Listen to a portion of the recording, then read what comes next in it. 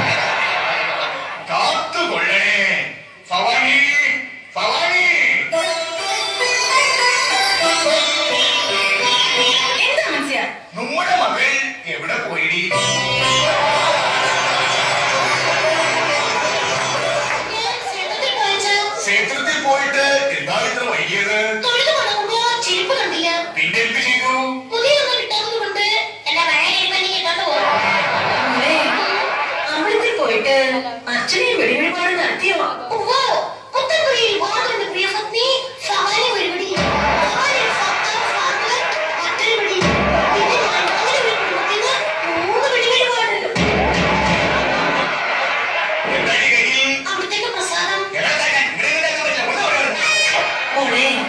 ഇന്നെങ്കിലും കുളിച്ചു വൃത്തിയായി തലയിൽ ചെമ്പരത്തി പൂവ് ചൂടി സുന്ദരിയായി നിൽക്കണം. എന്താണ് വിശേഷിച്ച്? ഇന്ന് നിന്നെ പെണ്ണ് കാണാൻ ഒരാൾ വരുന്നില്ല.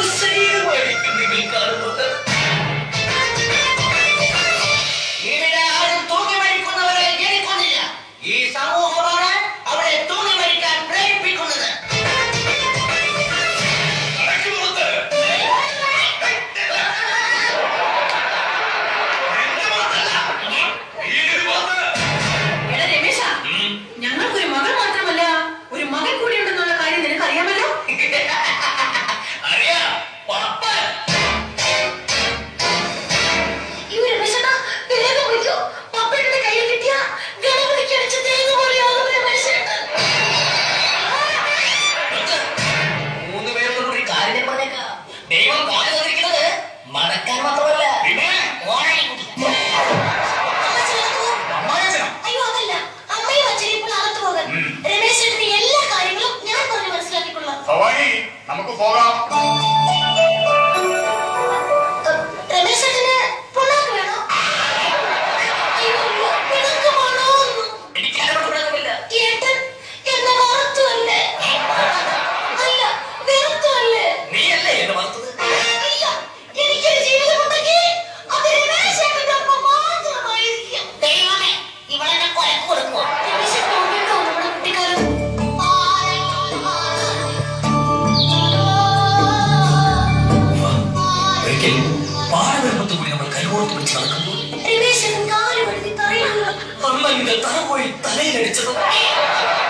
അന്ന് നിന്റെ തലപോയി തലയടിച്ച് തലച്ചോറ് വെളിയിൽ വന്ന കഥയല്ലേ? അതെ, വെളിയിൽ വന്ന തലച്ചോറ് കാക്ക കുത്തിക്കൊണ്ടുപോയപ്പോൾ പകരം ഹോട്ടലിൽ നിന്നും 12 രൂപ 50 പൈസയ്ക്ക് ഒരു ചോറ് വാങ്ങി തലയിൽ വെച്ച് തന്ന ഈ പാവം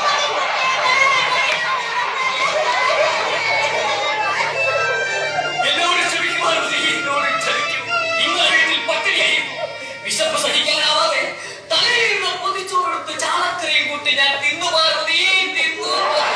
രമേശേട്ടനൊരു കൊതിയനാണ്, കൊതിയൻ.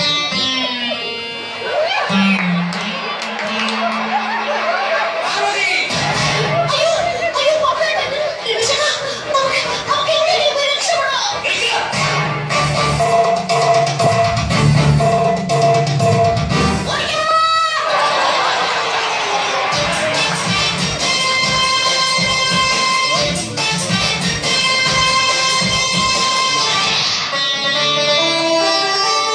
മോനെ പപ്പ, അമ്മേ, പപ്പ. അമ്മേ, ഞാനും ഒന്ന് കാണട്ടെ ഈ പാപ്പാ. മോനെ, എന്റെ പൊന്നുമോനെ പപ്പ, നിന്നെ ഈ അമ്മയൊന്ന് കണ്ണുകളെ കാണട്ടെടാ. മോനെ പപ്പ, ജയിൽ ജീവിതമൊക്കെ എങ്ങനെ ഉണ്ടായിരുന്നു? കൊള്ളാം, സൂപ്പർ. എന്റെ ഊപ്പാട് വന്നു.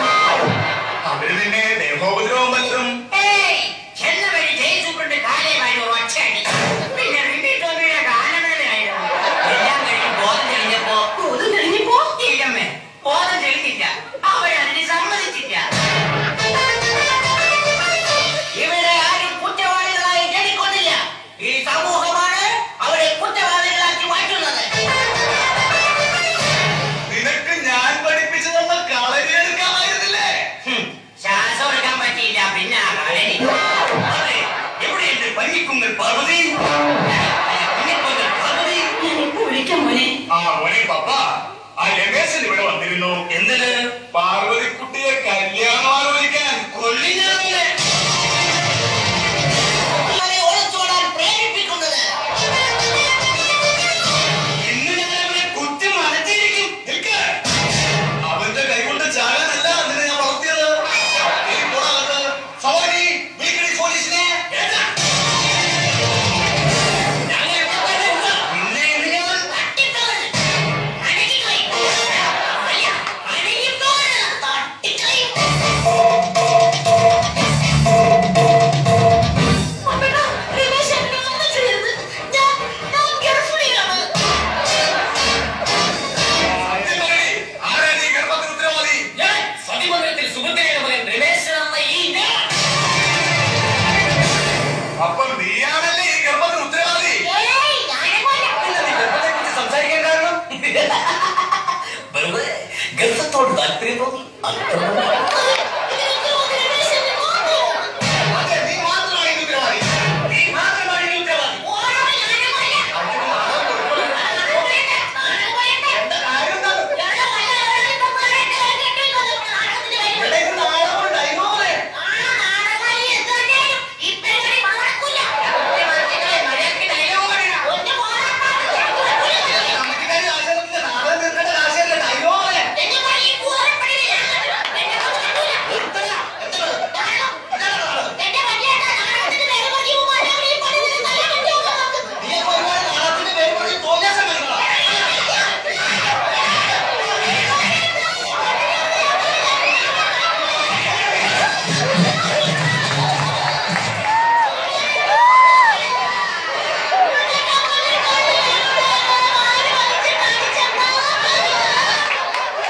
പ്രിയമുള്ളവരെ, ഇവിടെ ആരും വികലാംഗരായി ജനിക്കുന്നില്ല.